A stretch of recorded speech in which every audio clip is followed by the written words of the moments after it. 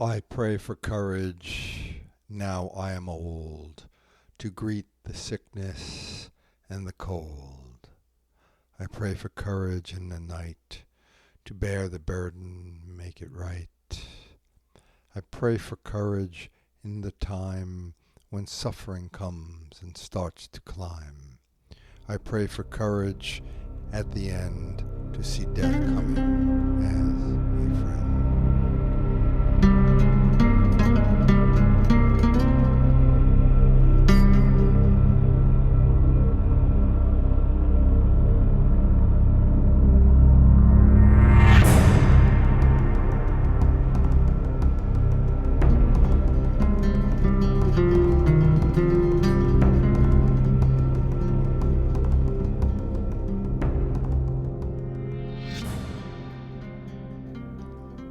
Before we come to the page, before the first word is ever written down or read or listened to, there is a longing to connect.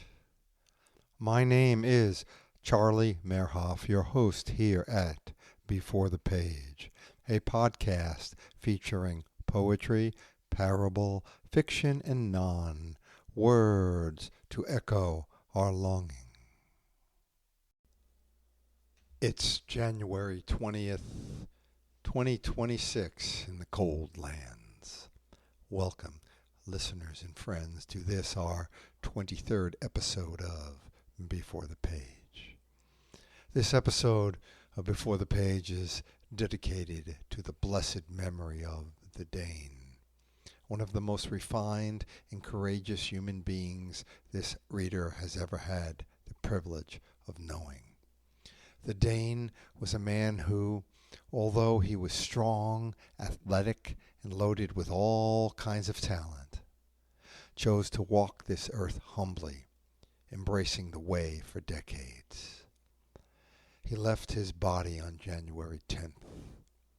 This reader believes that the moment of the Dane's passing aligned with the firestorm of resistance that recently resurfaced in Iran.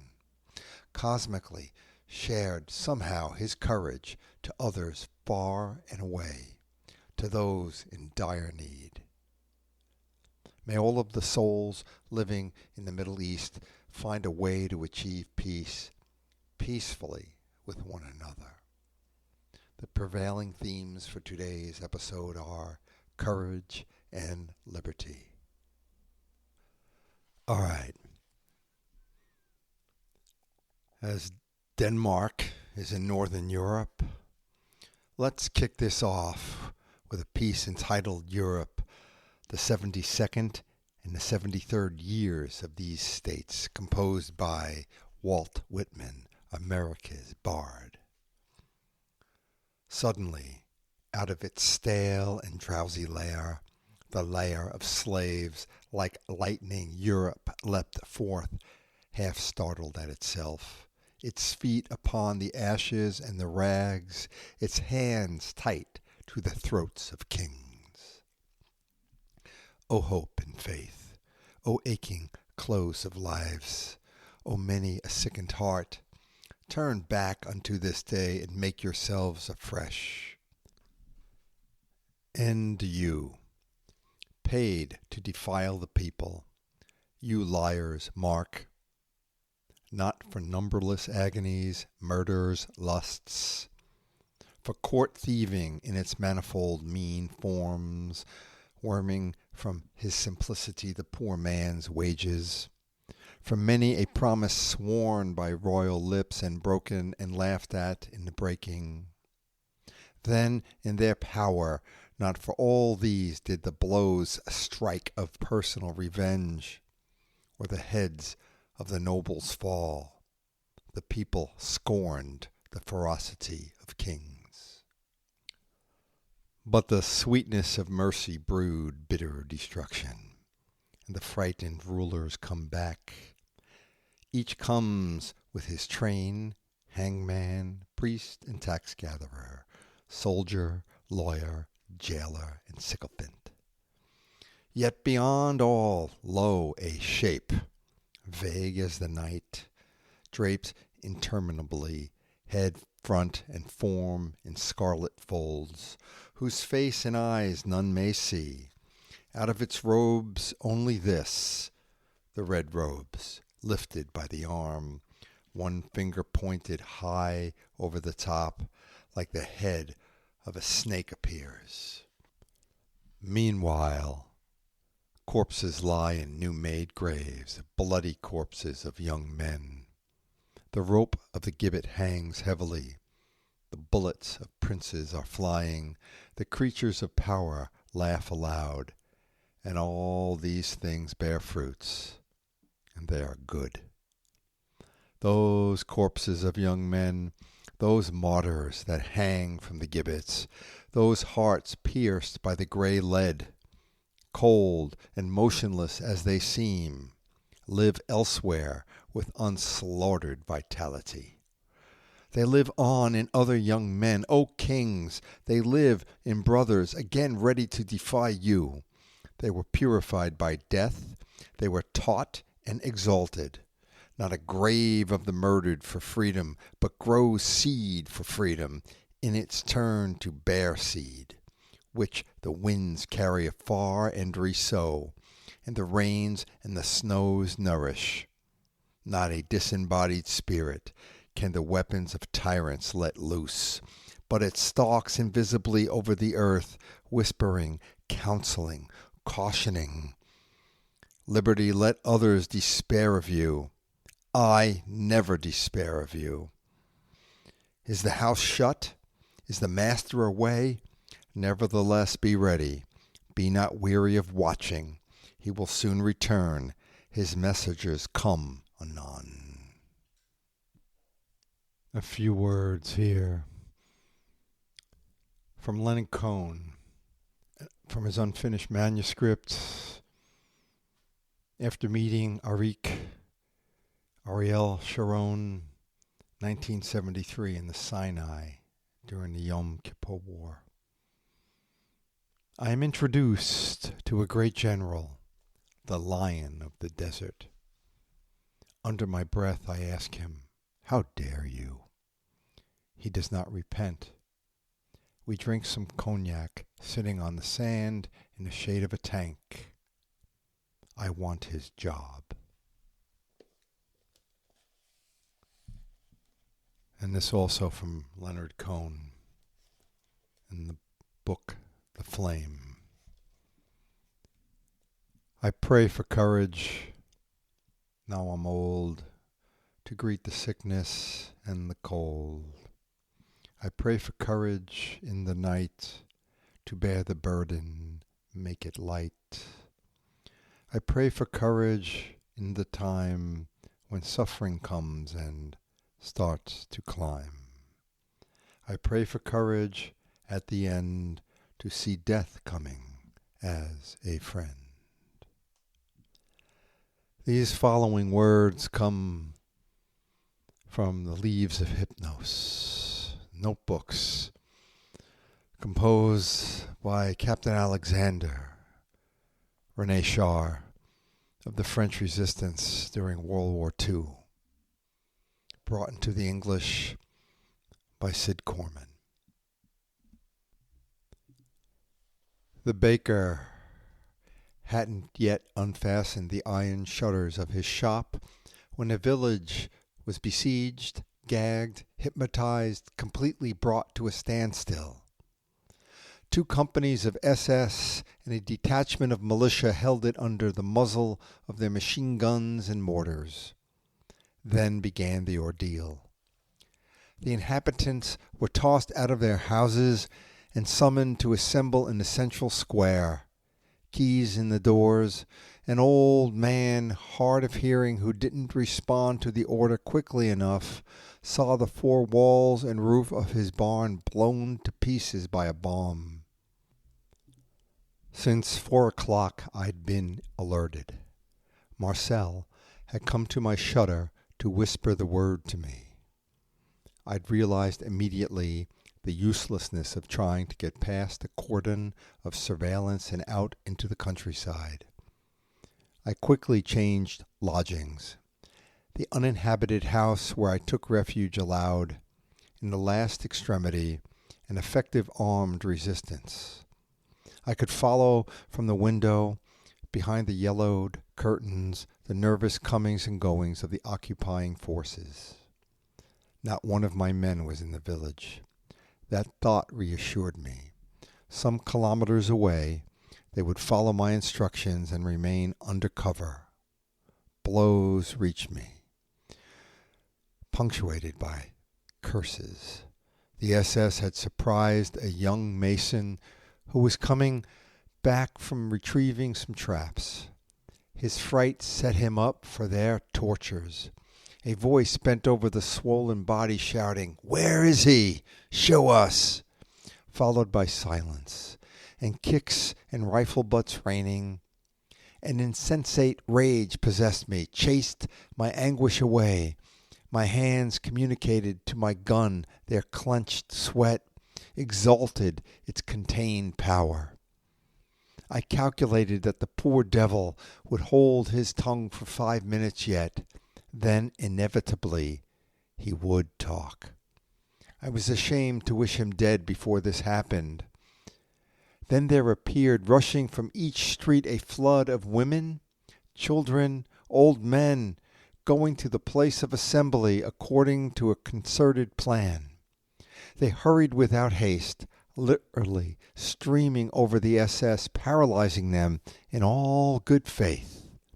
The Mason was left for dead. Furious, the patrol plowed its way through the crowd and made further off. With an infinite prudence now, some anxious and kindly eyes looked in my direction, passed like a flashing lamp on my window. I half revealed myself, and a smile broke from my pallor.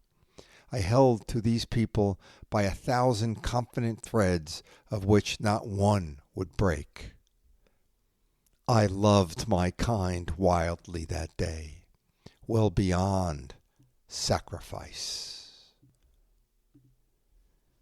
And Captain Alexander René Char added a footnote. Wasn't it chance that had chosen me as prince that day, rather than this village's heart being ripe for me? 1945, he added that note. The following words were composed by poetess Alexandra Smyth, Smith with a Y. Her first book, entitled The Shapes Shadows Make, will be coming out this spring. This piece is called Who I Hope to Be. I painted a picture prophesying me.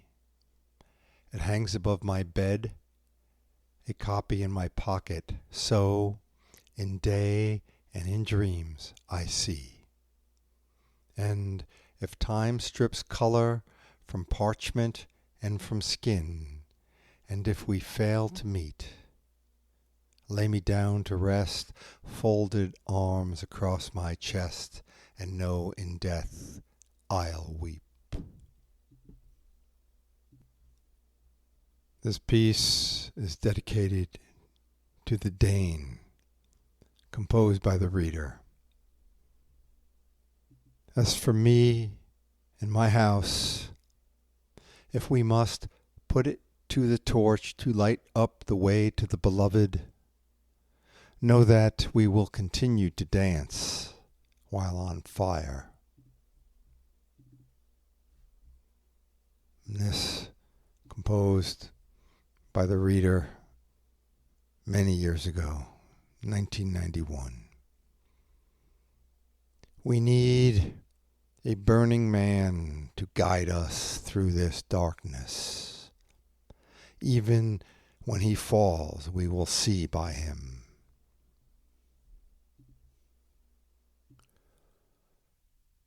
This is some prose composed by the reader, entitled Silence. It's prefaced with 3 words taken from Psalm 65. Silence is praise. There was more to Goliath than his overbearing presence and his booming voice. Much more. Goliath, pronounced Goliath, descended from that ancient race of giants, the notorious Nephilim. He was champion of the Philistine army. He also had 4 brothers who were giants. Nephilim were known for their ravenous appetites, and not just for food. They craved sex, wealth, violence, and political power. These giants raged so bold as to have intercourse with the daughters of men. Ferocious and feared, the Nephilim became the cannibalistic bane of a world incapable of sustaining their insatiable hunger. Today, generations since the days of Goliath, progeny of the Nephilim can be found in positions of influence and control within government, military, media, finance, organized religion, sports, etc. Although they are no longer as imposing in size as their ancestors, the appetites of their offspring are no less ravenous. As champion, Goliath possessed attributes beyond his unmatched physical strength and immense size. Champions needed to have a thorough understanding of battle tactics. They were also masters of weaponry. Furthermore, champions were instruments of propaganda, spewing fiery speech to incite merciless action. For 40 days, Goliath stood in the valley of Elah and defied the armies of the living God, demanding that Israel send out its champion to engage him in single combat to the death. If Goliath was victorious, the people of Israel would become the slaves of the Philistines. If Israel's men prevailed, the Philistines would serve the Israelites. Given Goliath's skill and reputation, his victory appeared certain. None of the mighty men of Israel were willing to meet him in single combat. Not their brave king, not his steadfast son, not the fierce commander of Israel's army. With none to take on the challenge, the giant's status continued to grow, while Israel's legitimacy rapidly waned. In the Hebrew language, the root word within Goliath is galah, which means uncover, expose, remove, or go into exile. True to those root meanings, Goliath exposed Israel's inability to defend herself, not only to the Philistines but to all the tribes of the surrounding region. Goliath's victory would remove Israel from power, sending countless people into exile. Imagine Philistine pride as the thundering echo of Goliath's voice mocked the armies of the living God. How could they not idolize their champion? For their part, the Israelites also idolized the giant's worldly prowess, albeit unwittingly. Not one considered facing Goliath on terms other than what he dictated, with sword, with spear, with shield, in weighty armor. Wallowing in fear, the warriors forgot their father Jacob, a veritable shepherd who was the first human to be called Israel, who was so cunning that those who sought to best him never fully gained the dictates of action. Remember, Jacob, Yaakov, had to leave home for many years because Esau, his brother, sought to murder him. When Yaakov finally returned, he sent gifts on ahead for Esau, who, accompanied by 400 men, was rushing to meet him, presumably to kill him. Yaakov, who had grown wealthy during his years away, also had men of his own. Esau needed his 400 to overcome Yaakov. Esau's story, Esau's propaganda, was that his brother had stolen from him both blessing and birthright. Such a disrespectful thief could never be allowed to settle in Canaan. However, this propaganda had to have lost some of its potency as the 400 saw the gifts that Yaakov sent on ahead. 200 she-goats and 20 he-goats, 200 ewes and 20 rams, 30 milk camels with their colts, 40 cows and 10 bulls, 20 she-asses and 10 he-asses. Why would a thief share such wealth? And why would one who stole his brother's birthright bow down low before that very same brother as Yaakov did before Esau? All who gazed upon the obvious affluence did not consider Yaakov to be weak. It was widely known that he had lived for years with Laban, a powerful man with a reputation for taking advantage of others. No one ever returned from Laban with wealth. Only Yaakov. Esau's men had to have second thoughts. Perhaps Esau sensed a desire to fight depart from his men. Perhaps he himself was assuaged by the gifts. Whatever the specific reason, because Yaakov had done the unexpected, Esau was overcome. He found himself weeping as he embraced his brother. It was not long after the brothers' embrace that Esau, to make way for Jacob's people and livestock, moved his entire clan from Canaan to the hill country of Seir. Israel survived Esau's wrath. Israel would survive Goliath's wrath. So, several hundred years after Jacob and Esau, along came a young shepherd whose father had sent with food for his older brothers, soldiers in the Israelite camp. Fresh from the hillsides, David witnessed Goliath with a shepherd's sensitivity. He saw Goliath as a beast in human form, ripe for the sling he used to kill those prowling lions and hungry bears that came to steal from his father's flocks. And this beast had no authority to mock the armies of the living God.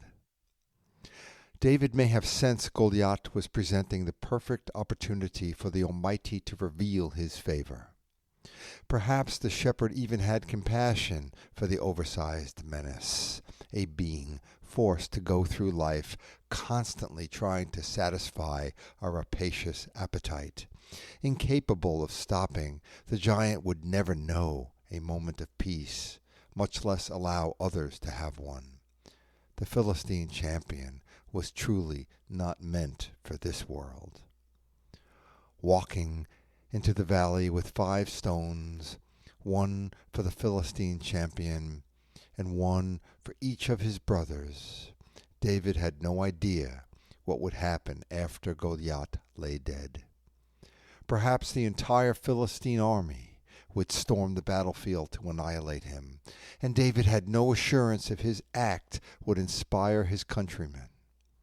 In that moment, he simply desired for the voice of that one particular Nephilim, blaring in every Israelite warrior's head, telling them that they were born to be slaves, to shut the fuck up. Most of us know how the story ends, with David lifting up Goliath's head for all to see. The giant's jeering voice boomed throughout the region no more. The propaganda ceased. David went on to become king of Israel, entering into a covenant with the Almighty, establishing a realm that continues on against all fear forever. Well, thank you all so very much for having the courage to be a part of this, our 23rd episode of Before the Page, which has been dedicated to the Dane. If you would like to reach out to Before the Page, that is easy enough. Just go to beforethepage@gmail.com. It is spelled just how it sounds, beforethepage@gmail.com. Thank you again. Until the next, be well.